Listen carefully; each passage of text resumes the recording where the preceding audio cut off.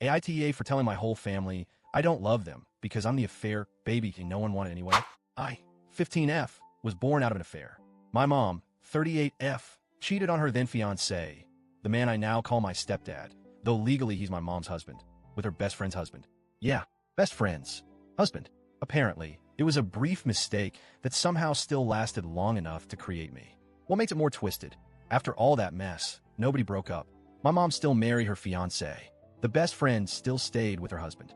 Both couples had their own families, and I got added into the middle of this blended family that looked good from the outside but felt like hell from the inside.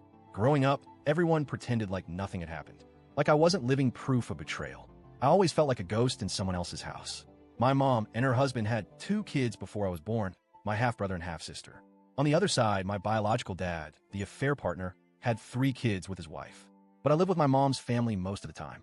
From the start, it was obvious I wasn't one of them. No one said it, but everything screamed it. My siblings would team up against me, blame me for anything that went wrong. If something broke, I did it. If someone was upset, I must have said something. I'd get accidentally pushed too hard, told I was annoying, excluded from games and jokes. When I was 7, my sister locked me outside the house and told me I should have never been born. I was barefoot in the cold crying. When I told my mom, she said I probably provoked her, that maybe I should learn to be less dramatic. Even as a kid, I felt it. I was the outsider. I wasn't her kid, I was her mistake. My mom never beat me. She fed me, dressed me, showed up to school stuff when absolutely necessary. But there was no affection, no warmth. No, I love you, unless someone else was watching. She treated me like a responsibility, not a daughter. Like I was a job she didn't apply for, but couldn't quit. The man she married, her fiancé during the affair, never pretended. He never called me his daughter. He never smiled at me, never came to my plays, never asked about school unless I messed up. He called me by name, and only if he absolutely had to. When my half-siblings broke a rule, they got a soft talk about making better choices. Well, I did the same thing. I got lectured like I'd committed a felony. It didn't matter what it was, curfew, grades, even tone of voice. He always made sure I knew I didn't belong to him. My bio dad, still married, still with his wife. I'd visit their side on holidays or birthdays. His kids weren't mean, just distant. They never included me, never asked how I was doing. I was a technical presence, not a person. Once, when I was maybe 10, one of his kids gave me an old hoodie they didn't want anymore. I remember it vividly, not because I needed it, but because it was the only time anyone from that side did something remotely kind. That's how low the bar was. An old hoodie felt like affection. When I was 9, we had a birthday party for one of my cousins. Everyone from both sides was there.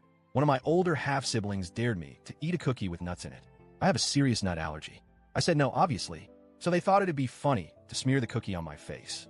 I had a full-blown reaction. Face swelling, throat closing, ambulance ride. It was terrifying. I could have died. In the hospital, my mom cried. Said I scared her. But when I told her what happened, she brushed it off. Said they didn't mean it like that. The sibling who did it got grounded for a weekend. That's it. Her husband didn't even visit me. My biological father never called. That day, lying in a hospital bed, barely able to breathe, I realized something. I didn't love them. I didn't even like them. And I wasn't going to keep pretending. After that, I went into survival mode. I gave everyone just enough effort so they wouldn't accuse me of being ungrateful. But I stopped trying. I stopped hoping they'd change or start loving me. I became quiet, polite, and emotionally invisible. To them, I was a roommate. To me, they were strangers I had to live with. And they seemed fine with that. As long as I kept my head down and didn't rock the boat, nobody cared how I felt. I wasn't included in family vacations, wasn't asked to help plan anything. They never said it aloud, but the message was clear. You are here, but you're not one of us. Last weekend, my mom decided to plan something she called a family healing weekend. She invited everyone, both sides, cousins, aunts, siblings, parents. Apparently, she wanted to rebuild trust and strengthen bonds. I already knew it was going to be fake. Smiles that didn't reach the eyes, hugs that were more like handshakes. Still, I went because I didn't want to cause drama. Turns out, existing was enough to cause drama. We were all gathered in the backyard.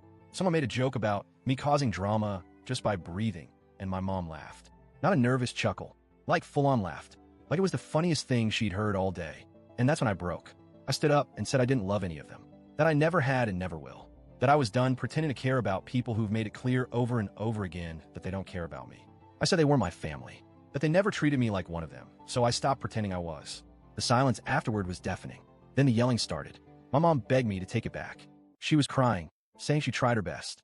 Her husband called me vile and said he should have put his foot down with me years ago. My half-siblings were screaming about how I was a selfish brat and how they gave me a home I didn't deserve.